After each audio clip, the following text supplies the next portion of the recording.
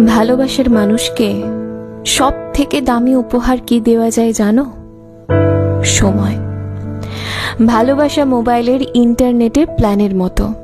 আর আজকের দিনে দাঁড়িয়ে মোবাইলে ইন্টারনেট ছাড়া কোনো কিছুই সম্ভব নয়।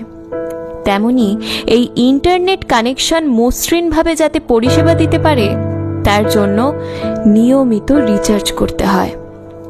ঠিক তেমনভাবেই ভালোবাসাকে সুস্থ সবল রাখতে সময় দিতে হয়।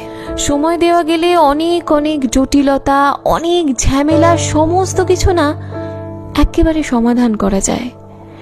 এই যে এখন অনেকেই বলে না যে তাদের সম্পর্ক থেকে নাকি সেই স্পার্কটাই চলে গেছে, আসলে সেটার কারণ হচ্ছে ওরা ঠিক মতো সময়ে রিচার্জ করায়নি, কিংবা এক রিচার্জ দিয়ে 3-4টে সম্পর্ক বা বন্ধুত্ব চালনা করছে। ঠিক যেমন একটা ওয়াইফাই হটস্পট দিয়ে সীমিত কিছু যন্ত্রই ঠিকঠাক চালনা করা যায়, তেমন ভাবেই একজন মানুষকে তার সমস্ত সম্পর্ককে নির্দিষ্টভাবে সময় দিতে হয়।